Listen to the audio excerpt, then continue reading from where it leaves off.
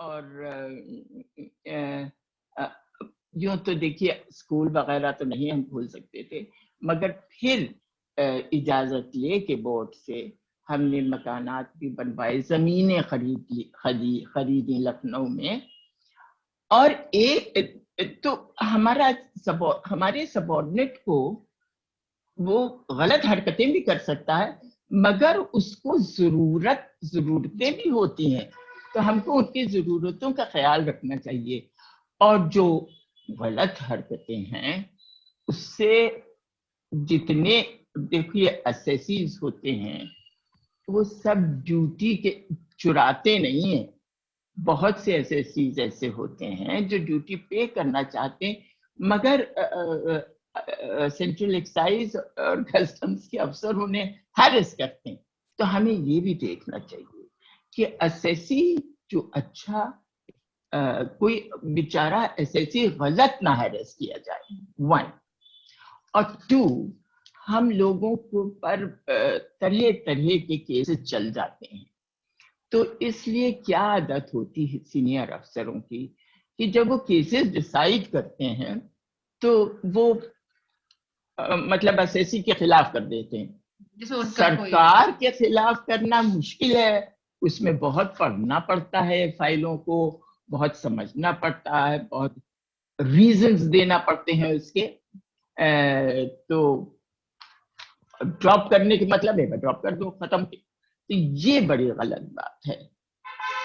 हमें ये हमेशा लगा कि सोच समझ के ड्रॉप करना चाहिए, सोच समझ के केस को करना चाहिए, क्योंकि एसएससी भी आपको ड्यूटी देता है भाई, हमारा रेवेन्यू एसएससी तो बढ़ाता है।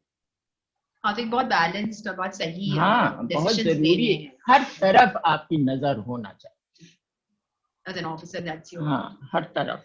परवीन आपा, हम लोग थोड़ा सा आगे बढ़ेंगे आपकी राइटिंग्स की तरफ। हाँ, बढ़िए के बाद अरे हम जरूर बढ़िए। 2 किताबें, फिदाई लखनऊ तो हमने पहले पढ़ी जब लिखी थी और बहुत अपने शौक से पढ़ी और एक दूसरे को दी, लखनऊ वालों ने बहुत। ये तो वो किताबें जो सब लखनऊ वाले पढ़ना पसंद करते हैं। ये है सामीर, आपने शायद देखी हो, कुछ लोगों ने पढ़ी होगी, पता नहीं। हाँ, ये देखिए, फिदाई लखनऊ। इसमें शॉर्ट स्टोरीज हैं और ये लखनऊ के आम लोगों की कहानियां हैं, जिसमें लखनऊ की और जिंदगी की बहुत से एस्पेक्ट्स और जिससे लखनऊ का कल्चर का कोई ना कोई जाविया सामने आता है हर कहानी में। और ये दूसरी किताब है, वर्ड थ्राइस अटर्ड। ये नई है और इसमें भी शॉर्ट स्टोरीज हैं और लखनऊ की हैं और जगहों की भी हैं। मतलब इसमें हम लोग थोड़ी सी कहानियों के बारे में परवीन आप कुछ गुफ्तगू करेंगे कि आपकी किस तरह की कहानियां हैं और लिखी बहुत खूबसूरत जबान में, वेरी वेरी इंटरेस्टिंग स्टोरी। तो ये जो आपकी जो अलग अलग चीजें आप कहानियों में जो एड्रेस करती हैं औरतों के ऊपर, मतलब अपनी जिंदगी के ऊपर, कुछ ऑटोबायोग्राफिकल भी है, मुझे लगा थोड़ी पढ़ के है, थोड़ी तो बहुत फिक्शन में थोड़ा फैक्ट तो होते ही है। जैसे ये जो कहानी आपकी है, thanks for ditching me, it's a very interesting story. और जो उसकी मेन कैरेक्टर है वो भी बाद में सिविल सर्वेंट बनती है, then she goes to which is a diplomat. आपने वो फॉरेन सर्विस का दिखाया है, वो भी ब्यूरोक्रेसी है, ब्यूरोक्रेसी है।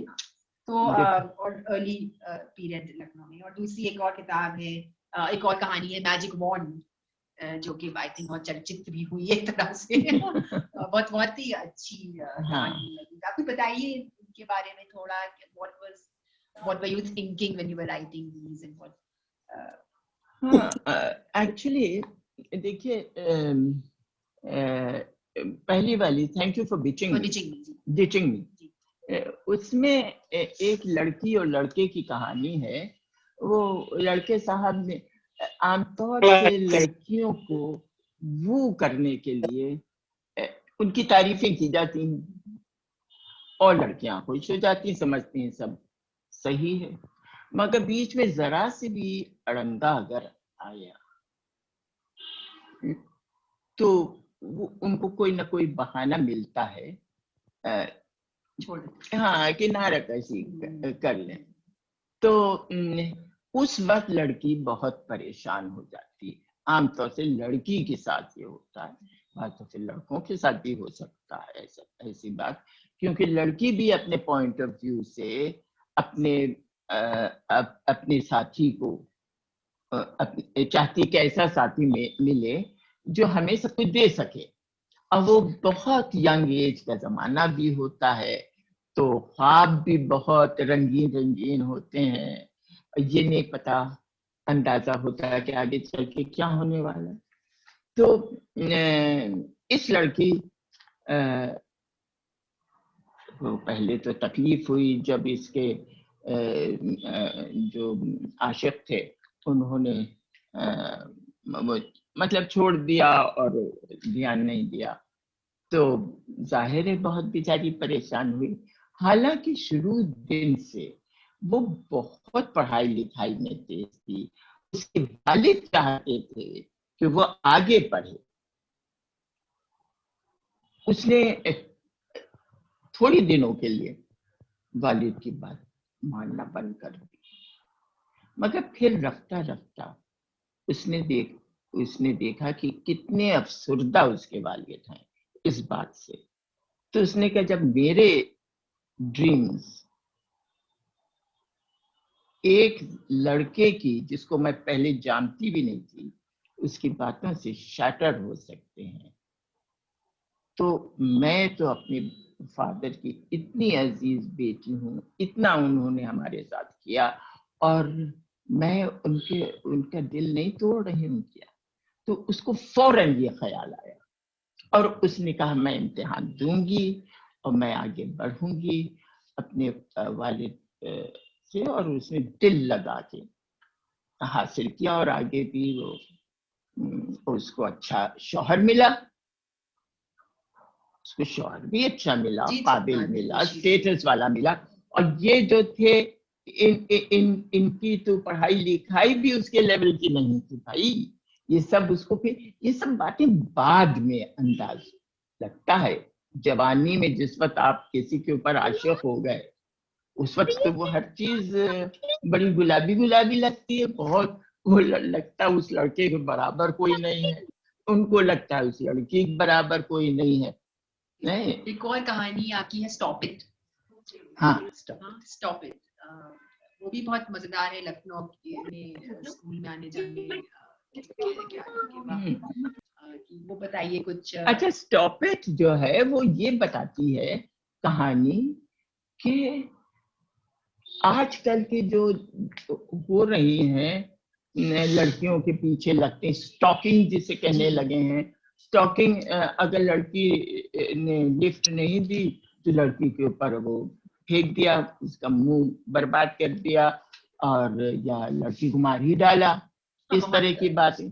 अच्छा पहले भी छेड़छाड़ होती थी। जैसे ये लड़का ही था 12-13 साल की उम्र से वहां बाहर अपने स्कूल के खड़े रहते थे सारे लड़के और छेड़ते थे। जब ये लड़की जा रही होती तो पढ़ती हुई जाती थी किताब, ये आपको याद होगा। तो वो कहते थे बेबी ये कन्नी ले लो और किताब दे दो। तो एक बार इसने स्टॉप इट कहा और उसके बाद वो लड़के स्टॉप इट, जैसे ही रिक्शा निकले स्टॉप इट, और उस फिर रफ्ता रफ्ता वो लड़के इधर उधर चले गए, मगर ये एक बचे जो कि बहुत साल बाद जहां मिलते थे वो स्टॉप इट कहते थे और स्टॉप इट ही तक जी महदूद थी उनकी छेड़ था। और आपकी कहानी में बच्चों का भी बहुत है, मतलब बहुत सी कहानियां हैं जिसमें जो कैरेक्टर है 3-4 कहानियां इसमें है जी में जिस जो ऑर्फन बच्चे या यतीम बच्चों की या जिनकी माँ गुजर गई है और वो करीब जैसे कि एक अपने खानदान के साथ लेकिन एक गरीब रिश्तेदार। हाँ ये देखिए हमने अपने हिंदुस्तान में बहुत नोट किया, अपने घर में अपने गैरों के यहाँ और आसपास के लोगों के यहाँ, कि जो अपने बच्चों का ख्याल रखा जाता है वो गैर अपने गरीब रिश्तेदार के बच्चों का नहीं रखा जाता। अगर गरीब रिश्तेदार के बच्चे आ जाएं रहने के लिए उनके यहाँ, उनके मतलब वो उनकी देखभाल अगर कर रहे हैं, उसके अलावा नौकर बच्चों का वो तो कुछ समझे ही नहीं जाता। वो समझा जाता है कि ये तो जानवर है जी। और हम समझते हैं जानवर को भी जानवर नहीं समझना चाहिए। तो परवीन आपका बचपन जो गुजरा लखनऊ में, उसके बारे में थोड़ा सा हम लोग कहानी पे फिर आएंगे, क्योंकि हम लोग बच्चों की बातें कर रहे हैं। तो किस तरह का था, क्या दोस्तियां थी, मोहल्ला कैसा था? हाँ भाई, मोहल्ला तो दोस्त थे। हाँ, हो सकता है कुछ लोग आप सुन भी रहे हो दोस्तों में अब से। पता नहीं कोई है कि नहीं है हमारी उम्र का। नहीं, बात जैसे पता चलेगा। कल्लन की लाट के आस पूर्व जवार में बड़े अच्छे अच्छे लोग भी रहते थे, शुरफा, पढ़े लिखे। शोरा एक मेरी सहेली थी जो बहुत बड़े शायर अब्दुल बारी आसी की लड़की थी, मगर बहुत मामूली स्कूल में पढ़ती थी और आज भी वो किताबें कहानियां लिखती हैं, कहानियां पढ़ के सुनाती हैं रेडियो वगैरह पे। और मामूली मामूली भी थे। ये तो था कि कुछ जो लोग कम थे उनके बच्चों से खेलने को मना किया जाता था और क्योंकि गलत बातें ना सीखें। मगर ये नहीं कुछ कह के नहीं, बस कोई बहाना करके, अरे भाई तुमको पढ़ना है, हर वक्त खेला ना करो, जैसे नौकर का बच्चा। क्योंकि वो गलत बातें भी सिखा सकते थे। और बहरहाट कल्लन की लाट में हमने बताया कि हमारे घर के सामने सेमेट्री और इस तरफ एक भंगियों की कॉलोनी और इस तरफ मगर जरा अच्छे लोग और आगे बढ़ के कश्मीरी पंडित, एक से एक काबिल वकील और प्रोफेसर वगैरह। तो एक पहले मिले जुले लोग। लखनऊ का वो पीरियड है जिसमें कहते हैं ना कि कॉस्मोपॉलिटन कल्चर कुछ आ गया था लखनऊ में। हाँ, और तरह तरह के लोग थे और एक मिलना जुलना था और एक दूसरे को समझना और अरे बस पूछे नहीं, एक बात मैं बताऊं कि जब हम 4-5 साल के होंगे तो हमारे हमारे घर में हमारे वालिदैन थे और हमारे फूफीजाद भाई जो उनकी उम्र के ज्यादा करीब थे वो भी उसका हमारे घर का हिस्सा थे, खानदान के। तो वो इंस्पेक्टर थे राशनिंग में और उनका एक दोस्त था जिसका हिंदू GS लाल श्रीवास्तव। एक बार उन्होंने मेरी मदर से कहा, दुल्हन उमानी, एक एक दोस्त मेरे साथ काम करता है, उसका घर नहीं है कोई और तो उनका उसको यहाँ रख लो। तो वो हमारे यहाँ रहने लगे। मेरा छोटा भाई पैदा भी नहीं हुआ था जब, और वो एक फर्द हमारे घर के बन गए। और उसामा ने, मेरा भाई जो था, जब वो उनका इंतकाल हुआ तो उसामा ने अग्नि दी उसे, ये समझ लीजिए।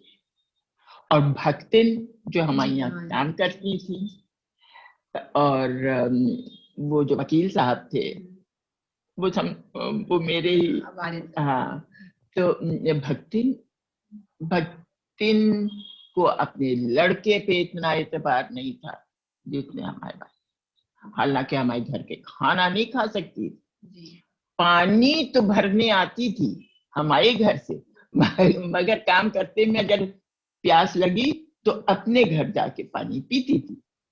पानी हमारे ही घर का होता था, मगर इतना आपस में प्यार था, इतना वो हम क्या बताएं क्या रिलेशनशिप थी उस वक्त के नौकरों से, चाहे वो हिंदू हो वो मुसलमान हो।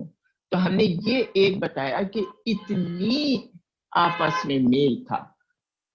और हमारे स्कूल में भी यही आलम था, हमें यही नहीं पता कौन हिंदू था कौन कैथलिक था। और नन्स ने कभी ऐसा इजहार होने दिया उस वक्त। और यूनिवर्सिटी में कुछ अलग? यूनिवर्सिटी में बेचारे जो लड़के थे वो लोरेटो गर्ल से बहुत इम्प्रेस्ड और लोरेटो गर्ल जब आती थी तो सिर्फ अंग्रेजी बोलती थी। तो वो लड़के समझते थे कि अगर कदम आगे बढ़ाया जाए तो पहले अंग्रेजी सीखना पड़ेगी, तो फिर अंग्रेजी बोलेंगे इन लड़कियों से तो और जब वो बोलना शुरू करते थे तो लड़कियां और हंसती थी। मगर छेड़छाड़ मतलब नहीं, कुछ नहीं। अगर हम बड़े दबंग पशु थे इसलिए लेडी तलहा कहलाते थे। अगर किसी ने छेड़ दिया तो अच्छा। मगर हम एक बात बताएं, होली में टाइटल दिए जाते और इतने साफ सुथरे टाइटल कि अगर मजाक भी उन्हें उड़ाना है किसी का तो वो बहुत इतना अच्छा लगता था वो टाइटल। जैसे एक लड़की थी हमारे साथ पढ़ती थी, बहुत अच्छी थी मगर जरा प्लेन लुकिंग थी और जरा भारी जिस्म भी था उसका। तो उसको टाइटल मिला, खुदा जब हुस्न देता है नजाकत आ ही जाती। तो अब वो भी नहीं बुरा मान सकती है और कोई भी नहीं बुरा मान सकता है उसमें। तो यूनिवर्सिटी में भी बहुत साफ सुथरापन था उस वक्त। अब या तो भाई अपनी जवानी की हर चीज अच्छी लगती है और लेकिन जाहिर वो बात बहुत ज्यादा जेंटल बात है। हाँ हाँ। तो परवीना पर थोड़ा सा हम लोग फिर वापस आएंगे कहानियों पे। हाँ वापस आइए और ये हम थोड़ा सा कल्चर पे भी आ जाइए। तो हम कहानियों पे दो चीजें मैं और पूछना चाह रही थी आपसे। एक तो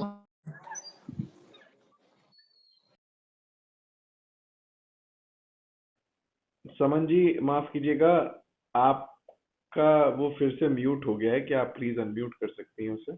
हाँ मैं कर रही। तो जानवरों का भी आपकी कहानी में बात है और जैसे वो जानवर हमको बहुत अजीज हैं। देखिए सड़क के कुत्ते और हमें जू से नफरत है। ये जू में बंद कर देते हैं और जाके लोग घूरते हैं उन्हें और ईंटें भी फेंकते हैं और पता क्या समझते हैं। तो हो सकता है कि ऐसा वक्त भी आए कि जू भी खत्म हो जाए, सफारी भाई शुरू कर दो। मतलब जानवर को इंसान अपने बराबर समझते ही नहीं है, इतना जुल्म करता है उसके। तो अब देखिए जो द प्लान्स ऑफ अल्लाह जो हमारी उसमें पहली वाली किताब में है, प्लान्स ऑफ अल्लाह में शराफतुल्लाह टांगे वाले को अपने बच्चों की नहीं फिक्र थी, उनको अपने उस घोड़े की जिसका शेखू नाम रखा था ज्यादा फिक्र थी, क्योंकि उसने रोजी कमा के उन्हें दी थी और बच्चों की जो परवरिश वो कर पाए थे तो उसकी कमाई की वजह से।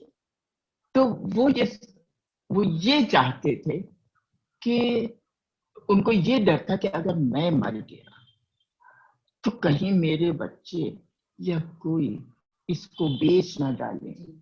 जैसे हमारे हम बताएं पुलिस में और कस्टम में जो जो कुत्ते पाले जाते हैं उसके बाद जब वो रिटायर हो जाते हैं कुत्ते तो उनको मार डाला जाता।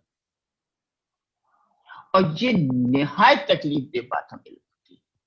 उनके लड़के ने भी शराफत के लड़के ने भी कहा कि अब्बा वो एक आ रहा है कस्टम डिपार्टमेंट का, कस्टम डिपार्टमेंट से भी कुत्ते उत्ते खरीदता है और उसको दे दो शेखू को, क्योंकि शेखू बेचारा कमजोर हो गया था।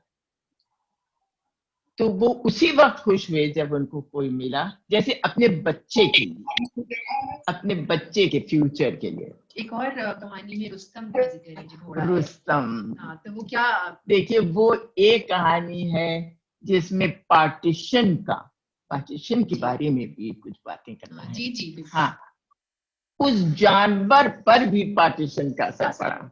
और वो जो बेगम साहब थी, उन्होंने उसको, जब वो पैदा हुआ था रुस्तम, तो उसके माँ मर गई थी, तो इन्होंने बोतल के दूध से उसे पाला।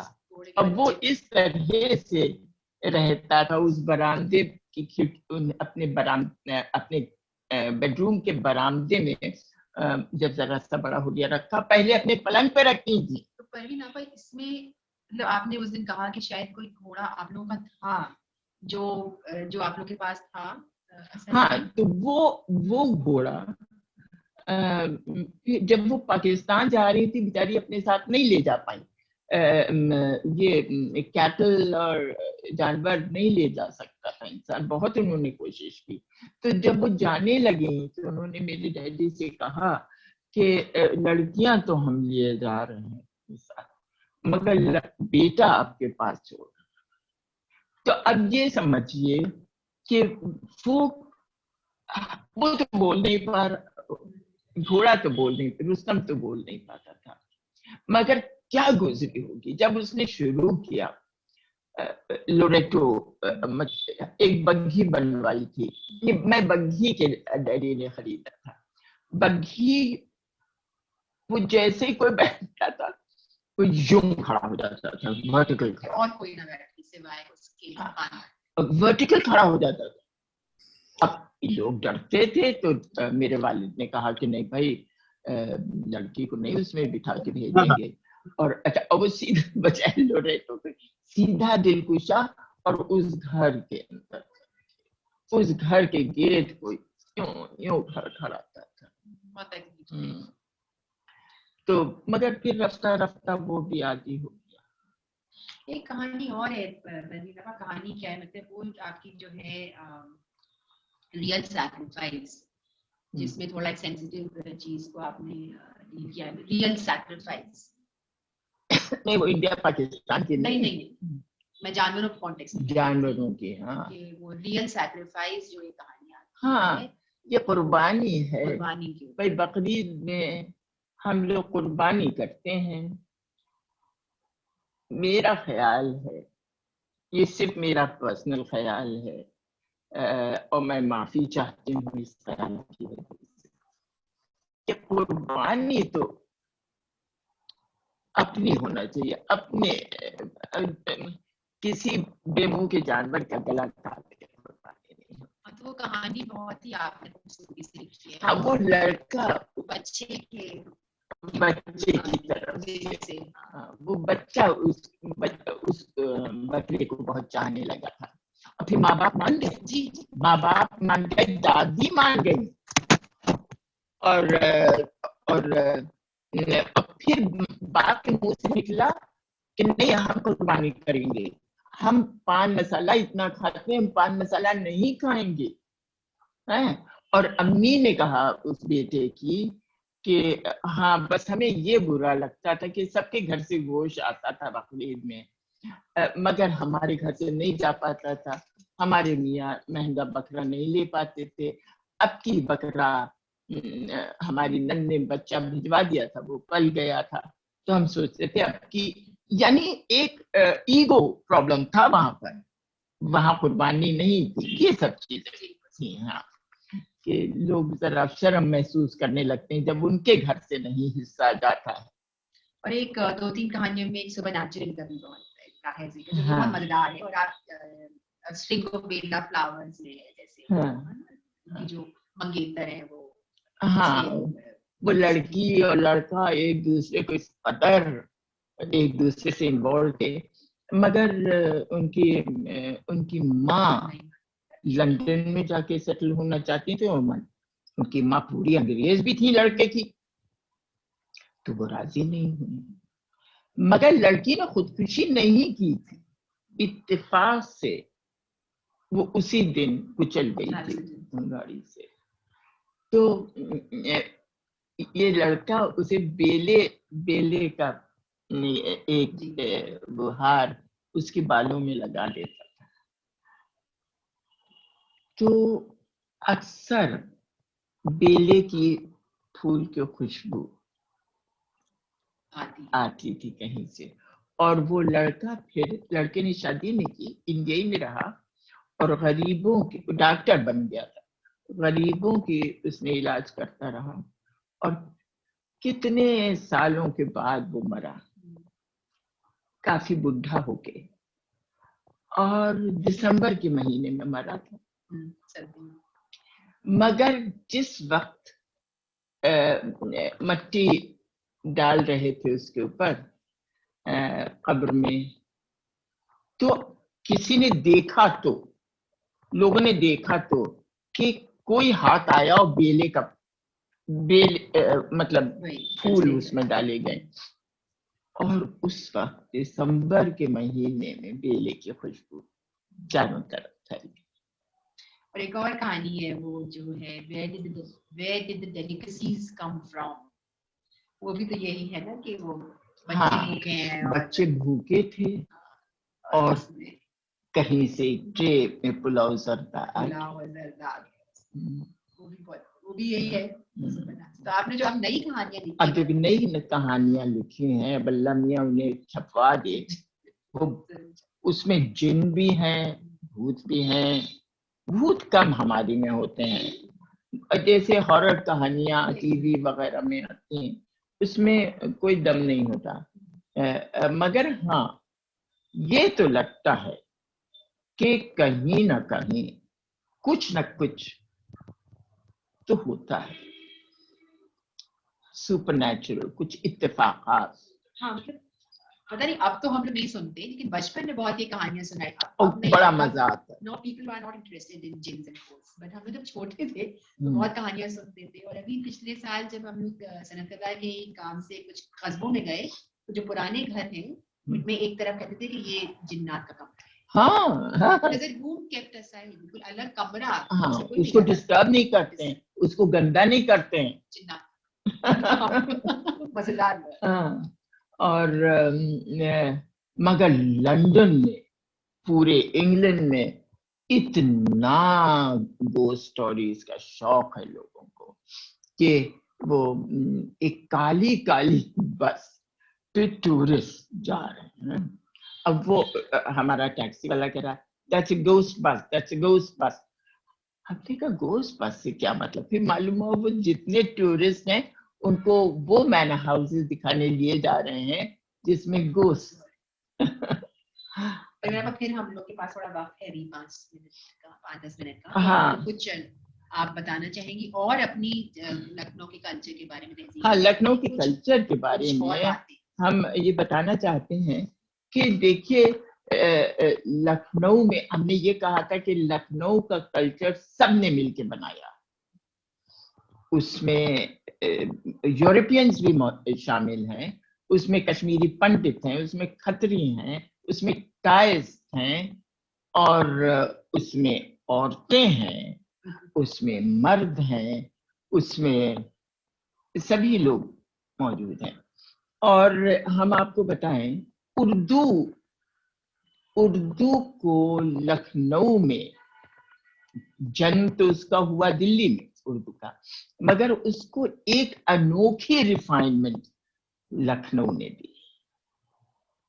उर्दू एक रिफाइनमेंट के सबसे ऊंचे पिनिकल पे लखनऊ वालों ने पहुंचाई, और उन लखनऊ वालों ने, चाहे वो, अब देखिए हमारे पास इस वक्त एक नज्म अखबार, जरा दिखा दीजिए सामीन को, नज्म अखबार, ये अखबार है। हाँ, ये अखबार है उफक लखनवी, जो मुंशी द्वारका प्रसाद उफक, बहुत सिर्फ 49 साल की उम्र हुई और कितनी किताबें लिखी, और इस वक्त उनकी पोती, उनके ऊपर, पोती मेरी टीचर थी, और रिटायरमेंट के बाद उन्होंने, कोमल भटनागर, रिटायरमेंट के बाद उन्होंने उर्दू सीखी, क्योंकि उन्हें ये लगा कि मेरे दादा दादा को लोग भूल चुके हैं, दादा के कंट्रीब्यूशन को जो उर्दू और फारसी में इतना जबरदस्त था, भूल चुके हैं। तो उन्होंने उर्दू पढ़ के वो सब ढूंढ निकाला, और इस वक्त जितनी रिसर्च मुंशी द्वारका प्रसाद पर हो रही है, मेरा ख्याल से बहुत कम लोगों पे हो रही होगी। और कश्मीरी पंडितों का तो ये हाल था, हम आपको बताएं कि कोई ऐसी फैमिली नहीं थी, कोई ऐसा जनरेशन नहीं था जिसमें नामवर शायर ना पैदा हो। आनंद नारायण मुल्ला और हाँ, अभी तक तो आनंद नारायण मुल्ला थे, तो और पाजाबिन भी थे यहाँ से। अरे चकबस लखनवी स्कूल के बच्चों को पढ़ाए जाते हैं। तो इन्होंने भी रामायण उर्दू में लिखी थी, उफक लखनवी ने, और उनकी भी रामायण उर्दू में लिखी हुई है, चकबस लखनवी की। और इसके अलावा भी बड़ी खूबसूरत चीजें, अब जैसे अभी हम लोग बातचीत कर रहे थे कि ये जो अपने मुंशी नवल किशोर थे जिन्होंने पहला प्रिंटिंग प्रेस खोला, तो हमारे मिर्जा गालिब साहब का ये अरमान था कि उनका दीवान वहां छपे, क्योंकि दिल्ली में जो छपा था वो उससे नाखुश थे। बहुत नाखुश थे। तो अब ये समझ लीजिए लखनऊ का कितना कंट्रीब्यूशन है उर्दू के लिए, और तमद्दुन, तहजीब, इन्हीं सब चीजों की बनी होती। सिर्फ यही नहीं कि जबान में मिठास है और एग्जैजरेशन है, हम आप इतना आपकी खातिर करें कि आप परेशान हो जाएं। हाँ हाँ, और लोगों ने इसी चीज का मजाक उड़ाया, पहले आप, मगर ये नहीं देखा कि लखनऊ वाले के ऊपर कितनी तकलीफों से गुजरा। वो 1915 में सबसे पहला फ्लड जो सुना गया है आजकल, उसमें ये जो शेर का एक टुकड़ा हमने फिदाए लखनऊ, वो शायर मतलब सब लोग लखनऊ छोड़ के जा रहे थे, लखनऊ में कहीं जगह नहीं थी, पूरा मिट चुका था। तो इन्होंने कहा मैं तो नहीं जाऊंगा, मैं तो यहीं रहूंगा, क्या है जरूरत आसमां की जो छुड़ाए लखनऊ, लखनऊ हम पे फिदा, हम फिदाए लखनऊ। तो ये इनका बेटा उस जमाने में अवध अखबार निकालता था, नवल किशोर का, उसने ये सुना तो इन्होंने, मैं नाम भी भूले जा रही हूँ, उन्होंने बुलाया, 50 रुपए इनाम में दिए, एक सोने की अंगूठी दी और कहा तुम अवध अखबार की एडिटिंग करो जितने दिन चाहो, यहीं रहो। तो ऐसे ऐसे लोग थे उस वक्त। आज जबकि उर्दू नहीं है, मगर फिर भी लखनऊ की रवादारी उसी तरह से चल रही है। ये जो हमारी कहानी बड़ी दुल्हन है, वो एक छोटा सा बच्चा जिसकी माँ मर गई थी, वो रो रहा था काहे के लिए, जिसको आजकल मलाई मक्खन कहते हैं, और वो उसकी माँ देती थी तिनकी के साथ, तो उसके लिए रो रहा था।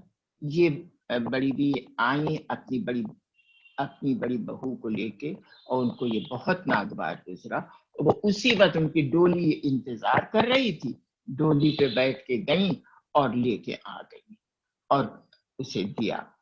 उस दिन के बाद से उन्होंने वो दहलीज कभी नहीं लांगी बगैर उसके, और यही उनकी उस बहू ने किया। उनकी बहू जब ये बच्चा 7 साल का जो उस वक्त था, ये बुजुर्ग हो गया, बहुत बीमार था, तब भी वो लेके पहुंची, जबकि उनका गुर्बत इस कदर आ गई थी कि उस कहानी से ये जाहिर होता है कि छोटा सा पानदान बचा था, जो चांदी का पानदान लेके चलती थी, उनके पास छोटा सा पानदान था, वो भी उन्हें बेचना पड़ा था तिनकी और नमिश लेने के लिए। उसके बगैर वो नहीं। इसको रवादारी लखनऊ की कहते हैं। ये मौजूदा जमाने की कहानी है। तो परवीन आपा, हम लोग तो अब क्या वक्त है? 1 घंटा हो गया, अभी वक्त है, इतना वक्त है कि हम लोग लोगों से सवाल ले पाए। और हम लोग सबको अनम्यूट कर सकते हैं अब प्रमेश, तो लोग सवाल कर सकते हैं और अपने भी एक्सपीरियंसेस पर भी आप खास लोग अगर आप चाहें तो बिल्कुल, बहुत शुक्रिया परवीन आपा। अरे जी नहीं, शुक्रिया हम तो आपका कि आपने मुझे मदद किया, मुझे बुलाया, मुझे मौका दिया कि हम सामईन से बहुत बहुत मजा आया। बातचीत कर बस मैं सकें। यही कहूंगा कि जो लोग और मौजूद हैं यहाँ पर, एक साथ अपने आप को अनम्यूट ना कीजिए, एक एक करके जो भी सवाल कोई पूछना चाहता है या कोई बात कहना चाहता है, ज्यादा वक्त हम लोगों के पास नहीं है, अब 10-12 मिनट और हैं, उसमें आप जो भी हाँ, अगर हाँ। बेहतर है कि आप सवाल पूछें रादर अरे देन कोई अल्लाह, हम ज्यादा बोल बात दिए लंबी यानी। रखते हैं। नहीं, नहीं इनको मौका दीजिए जो नहीं, चाहें। आप ज्यादा बिल्कुल नहीं बोली, बिल्कुल सही वक्त पे बात खत्म हुई है। लेकिन ये कि अभी भी हमारे पास 12-15 मिनट हैं जिसमें सवाल जवाब हो सकते हैं। तो मैं दरख्वास्त करूंगा जो लोग भी मौजूद हैं वो अपने आप को अनम्यूट करके सवाल पूछें और फिर अपने आप को म्यूट कर लें ताकि लोगों को जवाब भी ठीक से सुनाई दे सके। शुक्रिया। और अगर कुछ बताना चाहें जो हम लखनऊ की तहजीब के बारे में अगर बताना चाहें तो भी बताएं। जी, और मैं बहुत एक चीज की मैं माजरत चाहूंगा सबसे कि आज थोड़ा सा जो ऑडियो है उसकी डिस्टरबेंस रही है थ्रू आउट। आई थिंक वो इंटरनेट की वजह से, सडनली मुझे लगता है इंटरनेट कुछ स्लो हो गया या जो भी वजह रही हो, उसकी वजह से थोड़ी डिस्टरबेंस आई है ऑडियो में, तो आप लोगों को शायद सुनने में थोड़ी मुश्किल आई हो, लेकिन मैं उम्मीद करता हूँ कि फिर भी ज्यादातर बातें आप सुन पाए और समझ पाए होंगे। तो खैर सवालों की तरफ चलते हैं। आपने कम बोला, ज्यादा नहीं बोला, बहुत बहुत शुक्रिया, बहुत मजा आया, थैंक यू। परवीन आपा, आपकी जो नई स्टोरीज हैं उसका मजमुआ कब पब्लिश हो रहा है, कब हम लोग पढ़ पाएंगे? मैं फरजाना। आजकल तो फरजाना आजकल तो बंद हैं पब्लिशिंग हाउसेस। काश मुंशी नवल किशोर का पब्लिशिंग हाउस होता। हाँ हाँ, काश मुंशी नवल किशोर का होता। समन कह रही हैं तब पहुंच जाते वहां, जल्दी से छपा लेते, आपकी खिदमत में पेश कर देते।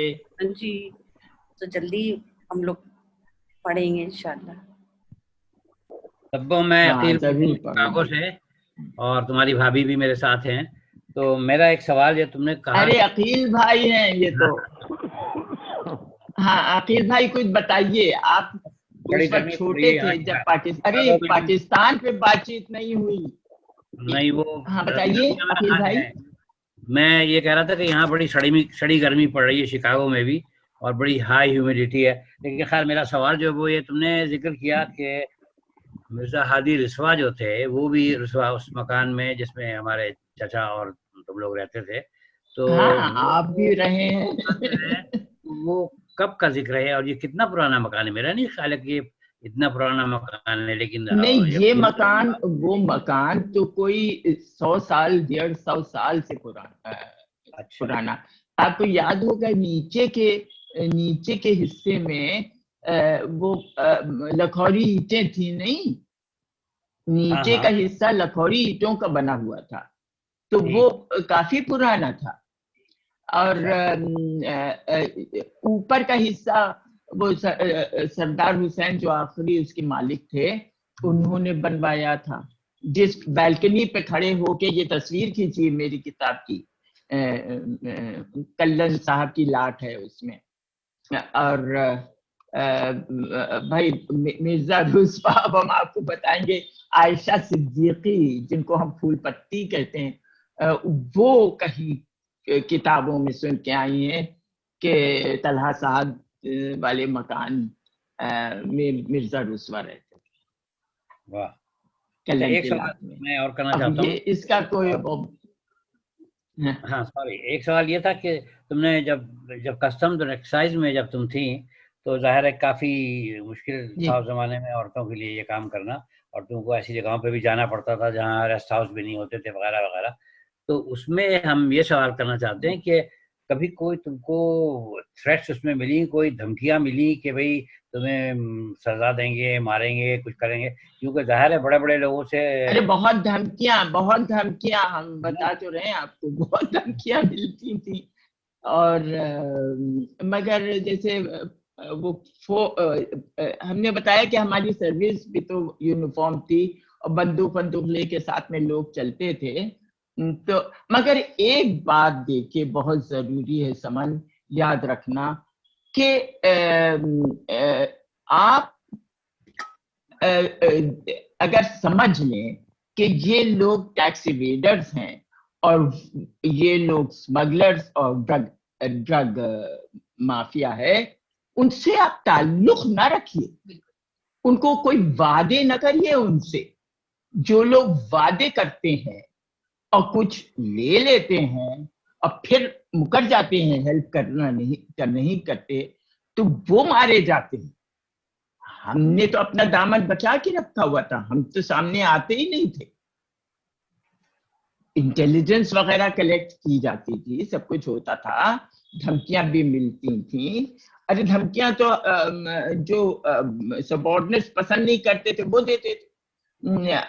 आदमी समझ जाता है कि कौन कहां से आ रही धमकी, मगर प्रोटेक्शन भी मिलता है। बहुत है हमारे कस्टम के लोग मारे भी गए हैं। समन बीबी, आपका भी बहुत शुक्रिया, आपने बहुत अच्छे सवालात किए और बहुत खूबी के साथ इस इंटरव्यू को आपने किया है। आप दोनों का बहुत शुक्रिया। बहुत शुक्रिया, बहुत अच्छा लगा कि आप ज्वाइन कर पाए। परवीन आपा कह रही थी कि आप शायद करें इतनी दूर से ज्वाइन, और वक्त ठीक है आपके लिए? सुबह 9 बजे क्या इस वक्त यहाँ पर हमारा? हाँ, सुबह 9 बजे। क्या बजा वहाँ इस वक्त? यहाँ 10 बजने में। अरे अकील भाई तो 7 बजे। अच्छा, 10 बजने में 20 मिनट बाकी है सुबह के। अच्छा, Hi Praveen. आदाब। Praveen, this Malati. अरे मालती मेरी बैचमेट है। I really enjoyed the session, you know. I enjoyed. The only thing is you are talking in Hindi. I'm so sorry. No, it's okay. Anyway. You expected English, huh? Pardon? Malti was Director General Military Lands and Cantonment before she retired. Malti, I'm very sorry. हमसे कहा कि आप थोड़ी बहुत अंग्रेजी भी बोलो। Yeah, this is the first time मैं पहली बार आपको हिंदी में सुन रही हूँ। I'm used to listening. I mean, you normally talk. I mean, we always talking in English, didn't we?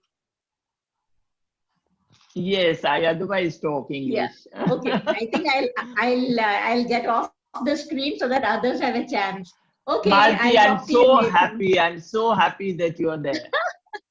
I'm happy too.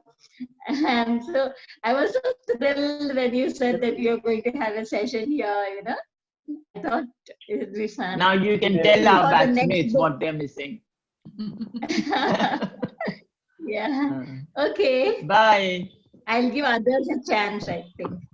Madam आदाब, मैं महेंद्र रंग। अरे रंगा साहब आजकल के सेंट्रल एक्साइज जीएसटी कमिश्नर हैं, कहाँ हैं? जी मैम, आदाब मैम। हाँ रंगा साहब बताइए। मैडम मेरा सवाल आपकी तस्वीर क्यों नहीं आ रही है? सवाल पूछ रहे हैं वो पीछे मेरे लाइट की वो चमकीली आ रही थी तो मैंने इसलिए उसको बंद कर दिया। ट्यूब पीछे जल रही है। हाँ अब तो आ गए आप सामने आ गए।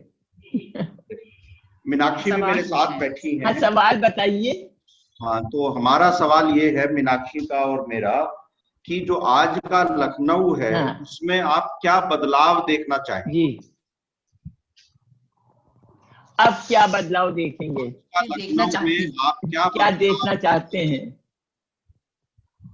नहीं अब देखिए बदलाव मैंने बता दिया कि वक्त अपने साथ नए नए चैलेंजेस लाता है, चुनौती लाता है। तो उन चुनौती को का सामना करने के लिए हमें दूसरे काम करना पड़ते हैं, दूसरी बातें करना, दूसरी चीजें बनाना। अब कितने लोग लखनऊ में आ गए हैं ये बताइए। तो इसलिए वो पुरानी कोठियां तो तोड़ी जाएंगी और नए मल्टी स्टोरी बिल्डिंग आ जाएंगी, लखनऊ की स्काई लाइन तो बदल ही जाएगी। ये तो हमें मानना पड़ेगा रंगा साहब। और इसी तरह से हर जमाने की जो चुनौतियां थी, अब 1857 और 1856 और उससे पहले की जो चुनौतियां थी, उसकी वजह से म्यूटिनी हुई, उसकी वजह से हमारा लखनऊ वाले ने जाने दी अपनी, और अंग्रेजों की बंदूकों से मारे भी गए, अंग्रेजों को मारा भी। तो वक्त के साथ जो जैसी चुनौती आएगी वैसा शहर बदलेगा और शहर का आदमी भी बदलेगा। इसके लिए हमें तैयार होना पड़ेगा। तहजीब, कल्चर इसी को कहते हैं। कल्चर वो कल्चर जो रुक जाए, कहीं पर ठहर जाए, वो कल्चर नहीं है।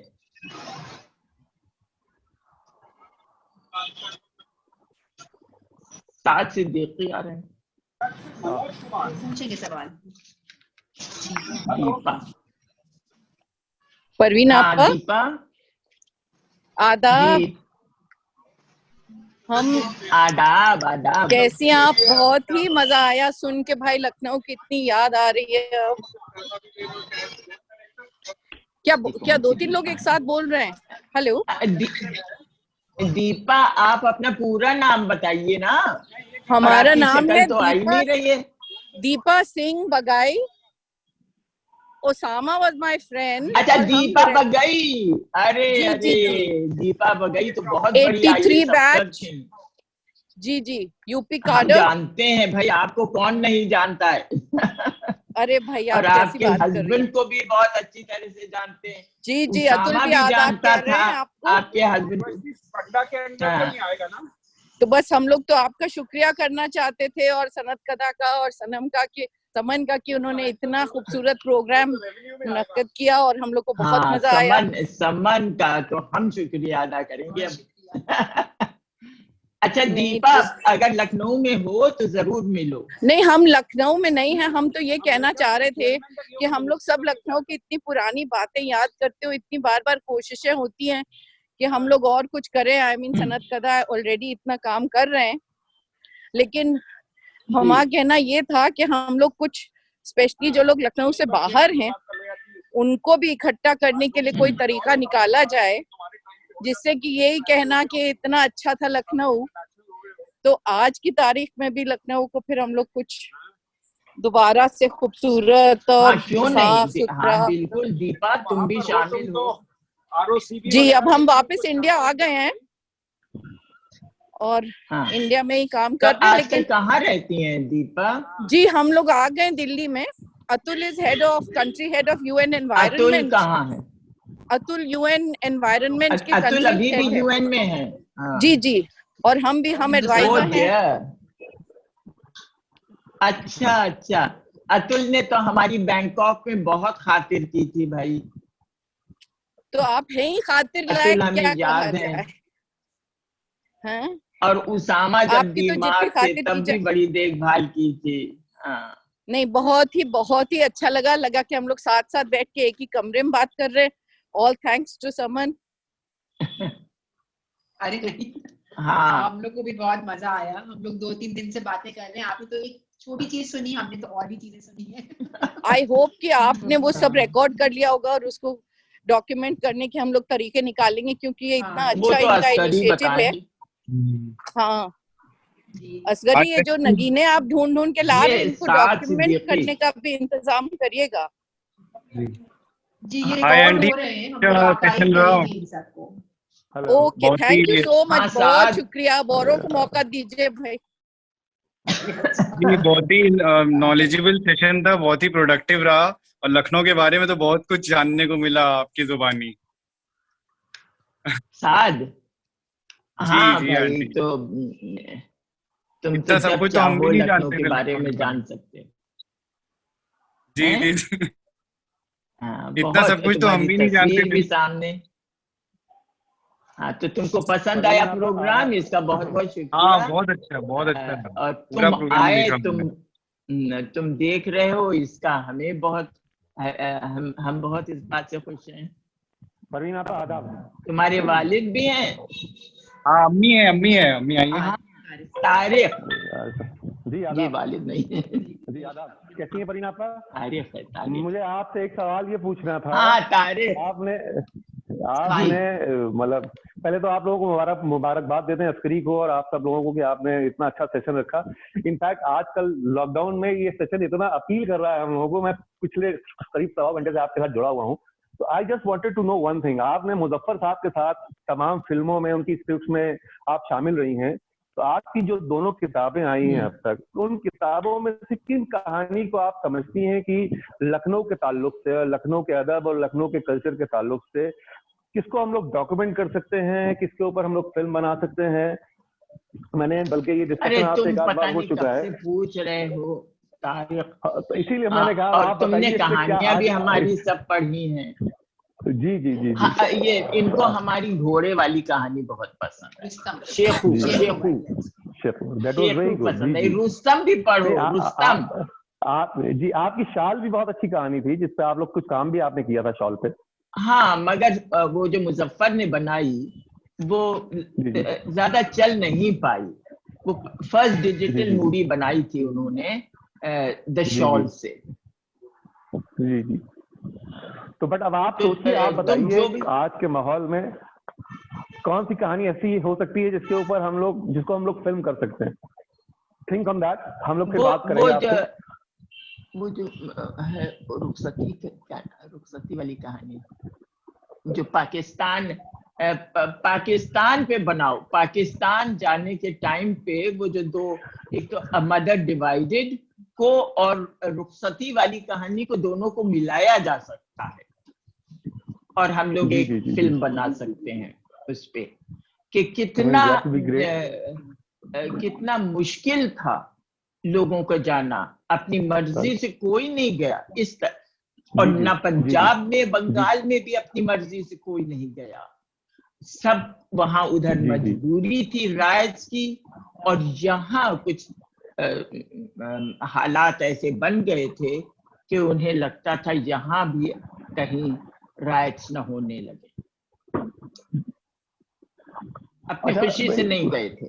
ये कहानी बनाओ, ये फिल्म बनाओ। एक चीज और मैं आप अभी जैसे दीपा सिंह बगई साहिबा ने एक सवाल पूछा आज के अदब के ताल्लुक से। एक कुछ लोगों ने सवाल पूछा आज के ऊपर, मतलब कंटेम्प्रेरी लखनऊ के ऊपर भी आप कुछ कहानियां या कुछ चीजें सोच रही हैं कि आज के कंटेम्प्रेरी लखनऊ में जो माहौल है, जो हालात वो जो हैं, वर्ड थ्राइस अटर्ड है तारिक, वर्ड थ्राइस अटर्ड में जितनी कहानी है वो कंटेम्प्रेरी है, और जो इश्यूज हैं हम और समन डिस्कस कर रहे थे, वो इश्यूज हमेशा रहने वाले हैं। जी जी, वो इश्यूज हमेशा रहने वाले हैं। वो आपकी डिवोर्स वाली कहानी तो बड़ी इंटरेस्टिंग है। तुम एक बार ये सेकंड किताब फिर से पढ़ो। जी जी, I will go through it again. जी जी जी जी, फिर उस पर मिलता हूँ फिर मैं आपसे। हाँ, थैंक यू वेरी मच। बहुत बहुत शुक्रिया। बहुत बहुत शुक्रिया। मुझे लगता है कि अब काफी वक्त तो चला है, तो अब हमें रैप करना चाहिए आज का ये सेशन। काफी सवाल जवाब भी हुए और बहुत मजा आया। मैं बस आखिर में मैं माधवी से गुजारिश कर रहा हूँ कि वो आकर के सबका शुक्रिया अदा करें और जो लखनऊ बायोस्कोप की मुहिम है उसके बारे में 2 बातें कहें। तो माधवी, अगर आप मेरी आवाज सुन रही हैं तो प्लीज ज्वाइन करें। जी आदाब। परवीन आपा और समन का बहुत बहुत शुक्रिया। अब समन को तो नहीं शुक्रिया कहूंगी, खैर परवीन आपा भी हिस्सा है हमारे, और I think everything is part of us, so that's I mean even जिस तरह परवीन आपा भी सबसे बात कर रही थी, आई थिंक ये एक लखनऊ की बहुत ही ट्रेडमार्क चीज है, या कि you can have an intimate relationship in a larger session and an intimate conversation. That I think is Lucknow की खूबी और आपकी परवीन आपा। मैं जस्ट जो दीपा ने अभी कहा और लोगों ने कहा कि यही जो तहजीब है, पुरानी और बदलती तहजीब, जो आज की भी तहजीब है, जो अभी तारिक भाई ने भी कहा आई थिंक इसी को हम लोग लखनऊ बायोस्कोप एक इनिशिएटिव जो एक ऑनलाइन म्यूजियम और रियल म्यूजियम का एक सपना देख रहा है, जिसका आज का कंट्रीब्यूशन उसकी तरफ आप सबका जाएगा, and thank you everyone for that. We are hoping to capture people stories, Lucknow की हिस्ट्री, लखनऊ का पास्ट, लखनऊ का प्रेजेंट, हर चीज के ऊपर, उसका खाना, उसके लोग, उसका पहनावा, the communities that live here, the तौर तरीके, the festivals, everything we're hoping. I mean, I think कि इतना सारा है to capture, जो खो जाता है generation to generation, and कहीं वो फिर कहानियों में ही दादा नानी के टाइम पे चीजें खत्म हो जाती हैं. तो कैसे हम एक शहर में आए, जो लोग बाहर बैठे हैं वो भी इसमें कंट्रीब्यूट करें, और जब वो यहाँ आए वो एक जगह हो, रियल जगह, और प्लस एक वर्चुअल भी जगह हो, जहाँ पूरी दुनिया के लखनऊ वाले और जो लखनऊ को अपने नजदीक मानते हैं उसके तौर तरीकों को उसका एक हिस्सा बन सके. So thank you everyone. This is our dream and I hope you'll all be part of it. And we hope we'll have the online museum and the real museum together very soon. And we want all of you to be part of it. Thank you. शुक्रिया परवीन आपा और समन एक बार और. अरे हमको शुक्रिया अदा करना चाहिए माधवी, आपका शुक्रिया हमको अदा करना चाहिए कि हमको बुलाया, हमको मौका दिया कि हम सबसे बात कर सकें अपने फेवरेट सब्जेक्ट पे. बहुत शुक्रिया. तो हम लोग जी बस बस एक लास्ट चीज, हाँ एक आई थिंक अनाउंसमेंट अस्करी अगले सेशंस का करना चाहोगे? हाँ नहीं जरूर. अच्छा नहीं है, मैं ही कर देती हूँ.